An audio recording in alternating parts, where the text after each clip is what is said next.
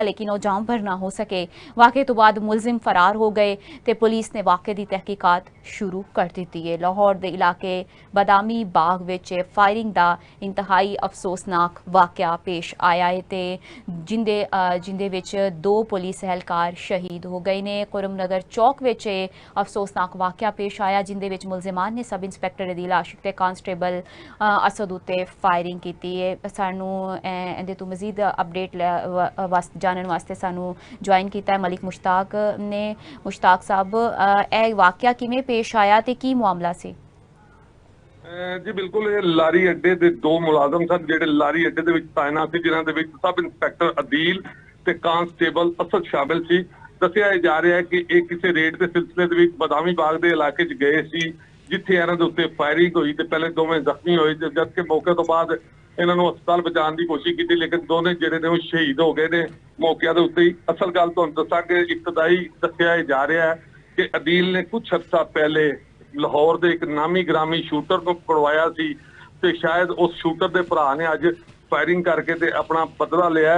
इस हवाले नाल तुहानूं दसदा चला कि इत्थे जदों जंगल की अग की तरह खबर फैली तो DIG ऑपरेशन समेत बड़े तमाम पुलिस अफसरान जिहड़े ने वो मौके ते इत्थे पहुंच चुके हैं। पुलिस की नफरी पहुंच गई है ते चूंकि शहीदों को भी कब्जे च करके उन्होंने दी लाशां जो इत्थों हटा दित्तियां गईयां ने। इत्थे पुलिस की बड़ी नफरी फॉरेंसिक के लोग भी पहुंच गए हैं।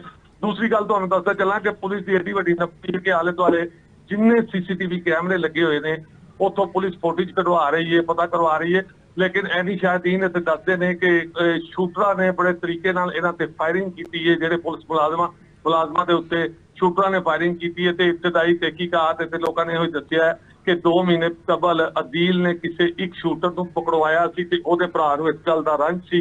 इस हवाले नाल अज उहने अदील के उत्ते फायरिंग की है। बहरहाल इंतहाई अफसोसनाक वाकया कि 2 पुलिस एहलकार जिहड़े ने वो शहीद हो गए हैं, जिन्हां दे विच सब इंस्पैक्टर अदील ते कांस्टेबल असद शामिल है। जी जी अच्छा, मलिक मुश्ताक ਇਹ ਵੀ ਦੱਸੀਏਗਾ ਕਿ ਉਹਨਾਂ ਨੂੰ ਜਦੋਂ ਹਸਪਤਾਲ ਮੁੰਤਕਿਲ ਕੀਤਾ ਗਿਆ ਕਿ ਟਾਈਮਲੀ ਉਹਨਾਂ ਨੂੰ ਅਗਰ ਹਸਪਤਾਲ ਮੁੰਤਕਿਲ ਕਰ ਦਿੱਤਾ ਜਾਂਦਾ ਤੇ ਕਿਆ ਉਹਨਾਂ ਦੀ ਜਾਨ ਬਚਣ ਦੇ ਚਾਂਸਸ ਸਨ ਜਾਂ ਉਹਨਾਂ ਦੀ ਹਸਪਤਾਲ ਮੁੰਤਕਿਲ ਕਰਨ 'ਚ ਉਹਨਾਂ ਨੂੰ ਦੋਵਾਂ ਨੂੰ ਬੜੀ ਦੇਰ ਹੋ ਗਈ ਰਸਤੇ ਵਿੱਚ ਤਾਂ ਕਿ ਦੋਵੇਂ ਜਾਂ ਬਹਕ ਹੋ ਗਏ?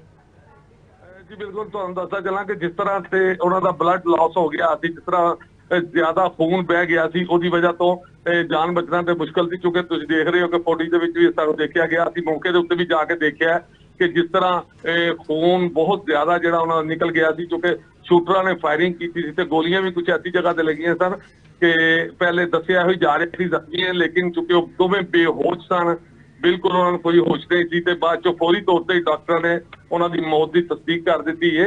ये कोई नहीं कहा जा सकता कि उन्होंने जल्दी लिजाया गया या नहीं लिजाया गया। बहरहाल इंतहाई अफसोसनाक वाकया है। इस वाकया के उत्ते CCPO लाहौर DIG ऑपरेशन ने फौरी तौर पर नोटिस भी ले लिया। नोटिस लैंदे होया DIG ऑपरेशन का आखना है कि जल्द तो जल्द जिहड़ा मुलजमान नूं गिरफ्तार कर दिता जाएगा। ते क्योंकि पुलिस की बड़ी नफरी जिहड़ी है इस वेले उन्होंने पूरे इलाके नूं घेरिया होया, सर्च ऑपरेशन भी जारी है ते इहदे नाल नाल पुलिस के लोग जिहड़े ने इत्थों शवाहिद भी इकट्ठे कर रहे हैं। जी ठीक है, बहुत शुक्रिया मलिक मुश्ताक तुहाडे टाइम का। लाहौर के इलाके बादामी बाग विच फायरिंग का इंतहाई अफसोसनाक वाकया पेश आया जिंदी नतीजे विच 2 पुलिस एहलकार शहीद हो गए हैं।